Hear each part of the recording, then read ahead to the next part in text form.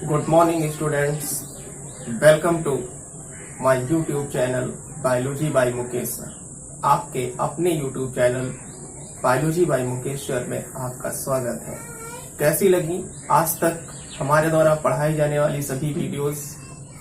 आप हमें comment section में जरूर बताएं। और जो लोग वीडियो को पहली बार देख रहे हैं वो चैनल को सब्सक्राइब कर लें और बेल आइकन को प्रेस करना कतई नहीं भूलें, ताकि हमारे द्वारा डाली गई सभी वीडियोस आपको समय पर मिल सकें। मैं नहीं चाहता कि आप कोई भी क्लास मिस करें। कंटिन्यूटी बननी बहुत आवश्यक है। जो भी वीडियोस अपलोड की जा रही हैं उसे आप लगातार देखते रहिए, और जिन लोगों ने इसके पहले की वीडियोस को नहीं देखा है वो उन्हें प्लेलिस्ट में जाकर के जरूर देखें, ताकि अगली वीडियो अगला टॉपिक आपको अच्छे से समझ में आए। आज की इस वीडियो में हम बात करेंगे मेंडल के द्वारा दिए गए नियमों की। मेंडल्स के नियमों को समझने से पहले हम ये जानेंगे कि मेंडल ने अपने एक्सपेरिमेंट्स में वो कौन से कंक्लूजन्स दिए थे जिन्हें बाद में दूसरे वैज्ञानिकों के द्वारा नियमों का रूप दिया गया था। तो मेंडल ने अपने एक्सपेरिमेंट्स के बाद तीन कंक्लूजन्स दिए थे, जिसमें से पहला था नंबर पर फैक्टर्स, दूसरा था डोमिनेंस एंड रेसेसिवनेस,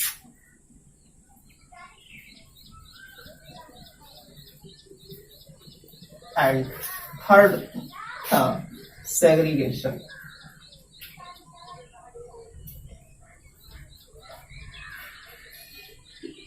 पहला था कारक, आनुवंशिकी के कारक, फैक्टर्स ऑफ जेनेटिक्स।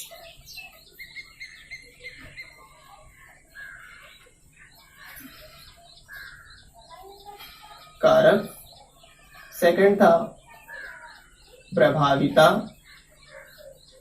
व अप्रभाविता, और थर्ड था पृथक्करण। मेंडल के द्वारा दिए गए जो निष्कर्ष थे, उन निष्कर्षों के आधार पर कार्ल कॉरेंस ने इन्हें मेंडल्स के नियमों के रूप में प्रतिपादित कर दिया। आइए समझते हैं कि मेंडल के नियम क्या कहते हैं। तो पहले हम बात करते हैं फर्स्ट लॉ, मेंडल के प्रथम नियम की। लॉ ऑफ सेग्रीगेशन या law of purity of gametes. Okay, ये जितने भी नियम थे मेंडल के, ये सारे के सारे कार्ल कॉरेंस के द्वारा 1901 में दिए गए थे। मेंडल के ये दोनों ही नियम, फर्स्ट लॉ सेकंड लॉ, ये दोनों ही मोनोहैबिट क्रॉस पर आधारित हैं। और जो मेंडल का पहला नियम है, मेंडल्स फर्स्ट लॉ, वो इनका थर्ड कंक्लूजन था। तीसरा कंक्लूजन यानी कि मेंडल का first law, law of segregation, या जिसे हम law of purity of gametes, युग्मकों की शुद्धता का नियम भी कहते हैं, वो मेंडल के तीसरे निष्कर्ष पृथक्करण या सेग्रीगेशन पर ही आधारित था। एक बात इसमें आएगी, सेकंड जो इनका कंक्लूजन था डोमिनेंस या रिसेसिवनेस, ये इस नियम में इंक्लूड होगा। तो अच्छे से अगर हम इस नियम को अच्छे से समझ पाए तो उसके लिए जरूरी है कि पहले हम डोमिनेंस और रिसेसिवनेस के जो मीनिंग है उसको अच्छे से समझें, और उसको समझने के लिए हम लॉ ऑफ डोमिनेंस यानी कि मेंडल का जो दूसरा नियम है, जिसे हम प्रभाविता का नियम कहते हैं, उसको पहले समझ लेते हैं। ओके, तो मेंडल का जो द्वितीय नियम या प्रभाविता का नियम है, उस नियम के अकॉर्डिंग जब विपरीत लक्षणों वाले दो पौधों के बीच उनकी आनुवंशिकता के अध्ययन के लिए क्रॉस किया जाता है, तो उन दोनों लक्षणों में से जो उनकी जो पहली पीढ़ी होती है, उसमें केवल एक ही लक्षण प्रकट होता है और दूसरा छिपा रहता है। मेंडल ने प्रकट होने वाले लक्षण को प्रभावी लक्षण, डोमिनेंट कैरेक्टर और न प्रकट होने वाले लक्षण को अप्रभावी लक्षण अर्थात रिसेसिव कैरेक्टर का नाम दिया। यही है मेंडल का द्वितीय नियम अर्थात प्रभाविता का नियम। एक एग्जाम्पल के रूप में इंग्लिश वर्जन देख लेते हैं। When a cross made between one pair of contrasting character for the study of their inheritance, only one trait is expressed in F1 generation and other remain unexpressed. The expressive character is called dominant and other is called recessive. एक example लेते हैं। जैसे अगर हम एक example है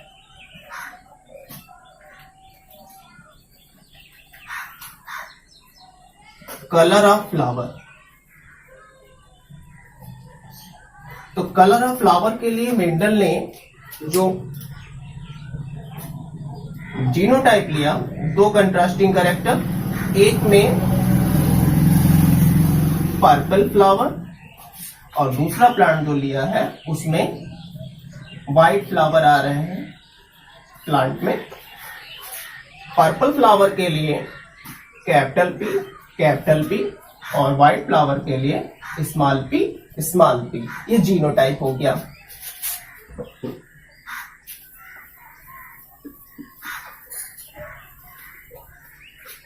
ये इसका जीनोटाइप है और ये इसके पेरेंट प्लांट्स हैं जिन्हें P1 नाम दे दिया गया।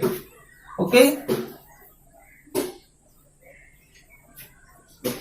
ये इनका जीनोटाइप हो गया पेरेंट प्लांट्स का। गैमेट फॉर्म होंगे, गैमेट्स को हमेशा सर्कल में लिखते हैं। ये गैमेट्स, और इन गैमेट्स के बीच में क्रॉस पॉलिनेशन जब हुआ तो कैपिटल P और स्मॉल p, यानी कि हमने देखा कि कैपिटल P, चूंकि हम पहले से पिछली वीडियो में अच्छे से समझ चुके हैं कि एक टेबल बनाई गई थी, इसमें दिखाया गया था कि कौन से कैरेक्टर डोमिनेंट रहते हैं और कौन से कैरेक्टर रिसेसिव रहते हैं, जिनको मेंडल ने अपने एक्सपेरिमेंट्स के थ्रू ही दिया था। और वो कैरेक्टर्स जो थे, ट्रेट्स जो थे, वो 7 थे। तो उन्हीं में से एक है, तो जो कैपिटल P है वो डोमिनेंट है और स्मॉल p जो है वो रिसेसिव है। तो डोमिनेंट होने की वजह से, कैपिटल P डोमिनेंट होने की वजह से इसका कलर जो है वो पर्पल रहेगा और व्हाइट कलर जो है वो छिपा रहेगा। तो यहाँ पर जो सारे के सारे प्लांट है, चूंकि ये कंडीशन हेट्रोजाइगस की है, ये भी हम पिछले वीडियो में चर्चा कर चुके हैं कि अगर आइडेंटिकल जीन्स रहते हैं तो होमोजाइगस कंडीशन होती है, और अगर नॉन आइडेंटिकल एक समान जीन्स नहीं रहते हैं उस जीन पेयर के दोनों ही एलील, तो उसे हम हेट्रोजाइगस कंडीशन कहते हैं और उससे हाइब्रिड प्रोजेनीज प्रोड्यूस होती हैं। तो ये जो कंडीशन है वो हेट्रोजाइगस है, अर्थात ये सारे के सारे जो प्लांट होंगे वो कैसे रहेंगे, वो हाइब्रिड रहेंगे और उनका जो कलर रहेगा, जो फिनोटाइपिक एक्सप्रेशन रहेगा, उनका जो दृश्य रूप प्रकटन है, वो सारे के सारे hybrid plants with purple flower.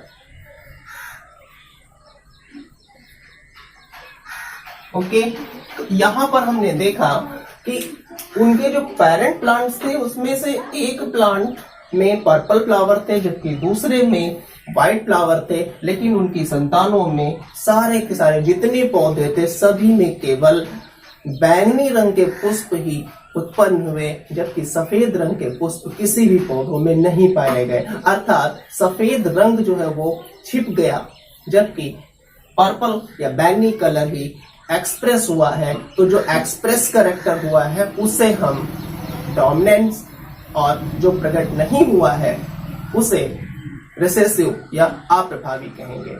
Okay, तो ये था मेंडल का प्रभाविता और अप्रभाविता का नियम। तो जो बैंगनी कलर है वो प्रभावी लक्षण हुआ, और जो सफेद कलर है पुष्प का वो उसका अप्रभावी कलर हुआ।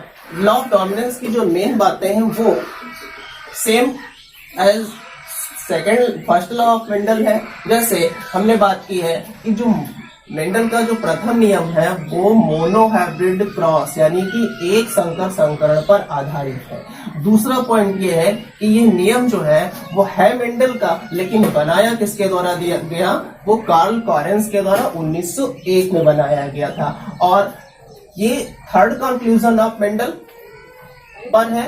और जबकि जो लॉ ऑफ डोमिनेंस है ये मेंडल का जो दूसरा निष्कर्ष था डोमिनेंस एंड रिसेसिवनेस उस पर आधारित है। Second conclusion of Mendel, Mendel का प्रथम नियम मेंडल के दूसरे निष्कर्ष पर आधारित है। ओके, और इसकी जो F1 जो जनरेशन रहती है, जो पहली पीढ़ी रहती है, उसमें सारी की सारी प्रोजेनीज हाइब्रिड रहती है, संकर रहती है। क्वेश्चन पूछा जाता है वो कौन सी जनरेशन रहती है जिसमें सभी प्रोजेनीज संकर उत्पन्न होती है, तो वो केवल और केवल F1 जनरेशन होती है जिसमें सभी संतानें हाइब्रिड प्रोड्यूस होती हैं। Okay, now next first law of segregation और law of purity of gametes. Purity of gametes, इसे हम युग्मकों की शुद्धता का नियम क्यों कहते हैं इसे भी जानेंगे। पहले डेफिनेशन समझते हैं। When a cross made between one pair of contrasting character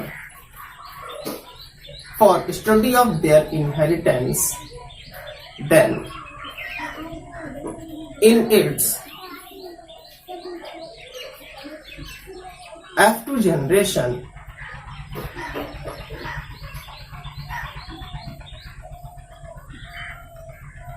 the participative factors segregate from each other in 3:1 ratio, although they remain for a long time till F1 generation. जब इन्हें दो विपरीत लक्षणों वाले पौधों के बीच में एक संकर संकरण कराया जाता है तो उनकी F1 पीढ़ी में दोनों ही ट्रेट्स के एलेल्स कारक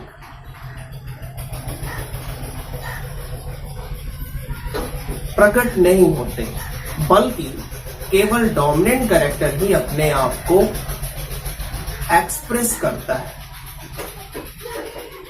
लेकिन द्वितीय पीढ़ी में दोनों ही कैरेक्टर्स 3:1 के अनुपात में बिना एक दूसरे को संदूषित किए, बिना एक दूसरे को पॉल्यूटेड किए, एक दूसरे की शुद्धता को नुकसान पहुंचाए बिना ही एक दूसरे से शुद्ध रूप से अलग हो जाते हैं और दोनों ही अपने अपने लक्षणों का प्रकटन 3:1 के अनुपात में करते। इस निष्कर्ष को कार्ल कॉरेंस ने 1901 में पृथक्करण का नाम दिया। सेग्रीगेशन मीन्स होता है सेग्रीगेट हो जाना, एक दूसरे से अलग हो जाना, सेपरेट हो जाना। लॉ ऑफ सेपरेशन भी कह सकते हैं समझने के लिए लॉ ऑफ सेग्रीगेशन को। ओके, एक एग्जांपल लेते हैं। जैसे इस एग्जांपल को हम कंटिन्यू रखते हैं। जैसे अभी हमने कलर ऑफ फ्लावर लिया था कैपिटल पी, स्मॉल पी, ये इसकी P1 जनरेशन है, P1 प्लांट लिखेंगे। इनसे जो गैमेट्स प्रोड्यूस हुए थे वो कैपिटल P और इधर जो प्रोड्यूस हुआ वो स्मॉल p, ये गैमेट्स। ओके, इनके बीच में जब क्रॉस पॉलिनेशन हुआ तो जो प्रोजेनीज बनी थी वो सारी की सारी हाइब्रिड्स थे। ओके, और इनका जो कलर रहा था वो hybrid hybrids with purple flower color।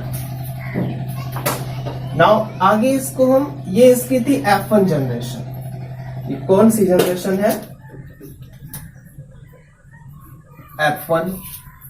अब इसे अगर हम आगे कंटिन्यू करें तो मेंडल ने इन्हीं पौधों के बीच में सेल्फ पॉलिनेशन करा के देखा। इन पौधों से जो हमें फल मिले, जो सीड्स मिले थे, उनको बो करके उनकी दूसरी पीढ़ी, दूसरी जनरेशन प्रोड्यूस की गई और capital P, small P, capital P, small P, इनको हम मान सकते हैं सेकंड जनरेशन के पेरेंटल प्लांट्स। गैमेट प्रोड्यूस करेंगे capital P, small P, capital P, small P, ये गैमेट्स हो गए। इनके बीच में अब सेल्फिंग, सेल्फ पॉलिनेशन, स्वपरागण कराने पर कैपिटल पी का क्रॉस स्मॉल कैपिटल पी से। अच्छे से समझ लेंगे कि किस प्लांट के गैमेट्स का क्रॉस दूसरे प्लांट के कौन से गैमेट से कराना है। तो इसमें से एक प्लांट को हम अगर मेल की तरह ट्रीट करें और दूसरे को फीमेल की तरह जैसे को ट्रीट करते हैं, तो मेल के एक गैमेट का क्रॉस फीमेल बारी बारी से फीमेल के दोनों ही गैमेट से कराना होता है। जैसे हमने कैपिटल पी का क्रॉस इधर दूसरे प्लांट की फर्स्ट गैमेट कैपिटल पी से कराया और इसमें जो जीनोटाइप बनेगा वो कैपिटल पी, स्मॉल पी। अब इसी गैमेट का क्रॉस दूसरे प्लांट के यानी कि फीमेल, अगर जिसको हमने फीमेल की तरह ट्रीट किया है, उसके दूसरे गैमेट से कराते हैं तो कैपिटल पी, स्मॉल पी। यहां से कैपिटल पी और इधर से स्मॉल पी आएगा। सिमिलरली मेल प्लांट के गैमेट का क्रॉस फीमेल प्लांट के पहले गैमेट से तो कैपिटल पी, स्मॉल पी, दूसरा इसी का दूसरे गैमेट से तो स्मॉल पी और स्मॉल पी। जीनोटाइप लिखने में एक बात का और ध्यान रखते हैं कि जो कैपिटल लेटर होता है वो पहले लिखा जाता है और स्मॉल लेटर बाद में लिखा जाता है। वो भले ही जो मेल प्लांट है उसका गैमेट पहले स्मॉल पी हो, उधर कैपिटल पी हो, लेकिन हमें पहले कैपिटल लेटर को ही वरीयता देनी है। तो इस वरीयता के आधार पर हम इनके जीनोटाइप्स बना लेते हैं और फिर देखते हैं कि इनका जो फिनोटाइपिक रेशियो है वो क्या रहता है। तो सबसे पहले फिनोटाइपिक और उसके बाद जीनोटाइपिक रेशियो। तो फिनोटाइपिक रेशियो कैसे ज्ञात करते हैं आइए जानते हैं। इस जीनोटाइप को हम देख रहे हैं कि इसमें दोनों ही जो एलील्स हैं, कारक है, फैक्टर्स हैं, वो कैपिटल पी यानी कि ये कंडीशन डोमिनेंट की है। Capital P is dominant. तो ये और डोमिनेंट कलर जो कैपिटल पी है वो किसके लिए है? पर्पल कलर के लिए लिया गया है, वेयरएज जो स्मॉल पी है वो व्हाइट कलर के लिए लिया गया है। तो यहाँ पर जो रिजल्ट रहेगा, जो प्रोजेनी रहेगी, उसका जो कलर एक्सप्रेशन रहेगा वो बैंगनी पर्पल रहेगा। तो ये प्लांट विद पर्पल कलर।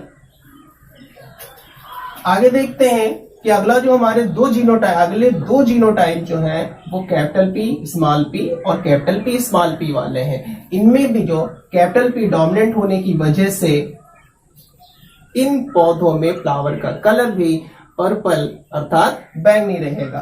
तो इसमें भी पर्पल और इधर भी पर्पल कलर्स वाले फ्लावर प्रोड्यूस होंगे।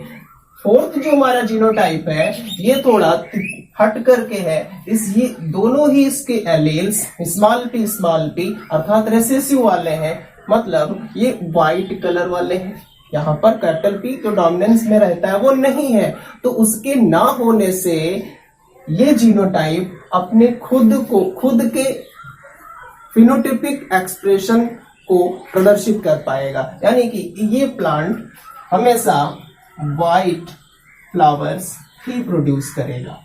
तो काउंट करते हैं, पर्पल कलर और पर्पल कलर 3 of 4, 4 में से 3 पौधे ऐसे हैं जिनमें कल फ्लावर का कलर पर्पल आ रहा है, जबकि एक पौधा ऐसा है जिसमें कलर व्हाइट आ रहा है। तो जो फिनोटिपिक रेशियो रहेगा वो क्या हो जाएगा, 3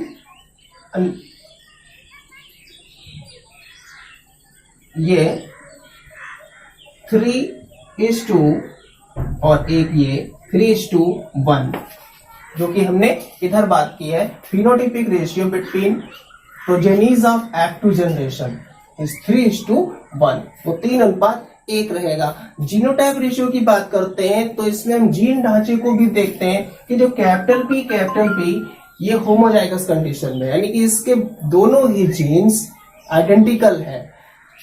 ओके, तो ये तो पर्पल इस तरह का जीनोटाइप रखने वाला प्लांट जो है वो उसकी संख्या केवल 1 है, जबकि ऐसा पर्पल कलर प्रोड्यूस करने वाला प्लांट जिसका जीनोटाइप हाइब्रिड है, अर्थात कैपिटल P और कैपिटल P, उनकी संख्या 2 है।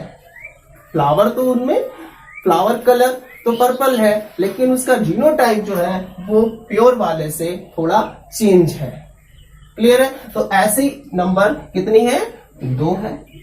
जबकि ऐसा प्लांट जिनमें व्हाइट कलर प्रोड्यूस हो रहे हैं और वो भी अपनी होमोजाइगस कंडीशन में है, यानी कि ये पौधा भी शुद्ध युग्मजीव रहेगा, प्योर होमोजाइगस रहेगा और व्हाइट कलर प्रोड्यूस कर रहा है।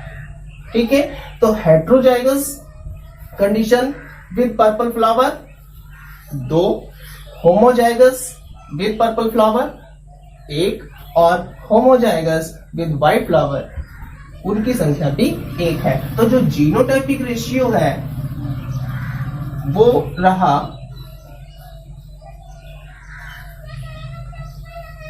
1:2:1। तो इस प्रकार से हमने मेंडल के पृथक्करण के नियम को समझ करके ये जाना कि किस तरह से वो 2 एलील्स जो F1 जनरेशन में दोनों ही एक दूसरे अपने कैरेक्टर्स को प्रदर्शित नहीं कर पाए थे, केवल एक ही ट्रेट अपने आप को प्रदर्शित कर सका था। F2 जनरेशन तक पहुंचने पर दोनों ही एलील्स एक दूसरे से 3:1 के फिनोटिपिक रेशियो में और 1:2:1 के जीनोटिपिक रेशियो में एक दूसरे से बिल्कुल शुद्ध रूप से पृथक हो जाते हैं, और उनकी इतने लंबे समय तक साथ साथ रहने के बावजूद भी जो प्योरिटी है, जो शुद्धता है, वो बिल्कुल ठीक बनी रहती है। वो एक दूसरे को किसी भी प्रकार से कंटामिनेटेड, संदूषित, पॉल्यूटेड नहीं करते हैं, बिल्कुल शुद्ध रूप से उनका पृथक्करण होता है अगली पीढ़ी में। इसीलिए कार्ल कॉरेंस ने इसे लॉ ऑफ सेग्रीगेशन कहने के साथ साथ एक और नाम दिया, प्योरिटी ऑफ गैमीट्स, युग्मकों की शुद्धता का नियम। तो इस प्रकार से हमने आज की वीडियो में मेंडल की पहले 2 नियम क्या बताते हैं उनको अच्छे से समझा। अगली आने वाली वीडियो में हम बात करेंगे मेंडल के 3rd law of independent assortment की, मेंडल के 3रे नियम और 4थे निष्कर्ष, अर्थात स्वतंत्र अपव्यूहन का नियम। उम्मीद करते हैं वीडियो आपको अच्छी लगी हो। अगर वीडियो अच्छी लगी है और नहीं भी अच्छी लगी है तो हमें कमेंट सेक्शन में कमेंट करके जरूर बताएं। जो लोग वीडियो को पहली बार देख रहे हैं वो चैनल को सब्सक्राइब कर लें और बेल आइकन को प्रेस करना कतई ना भूलें। बने रहिए हमारे साथ। धन्यवाद।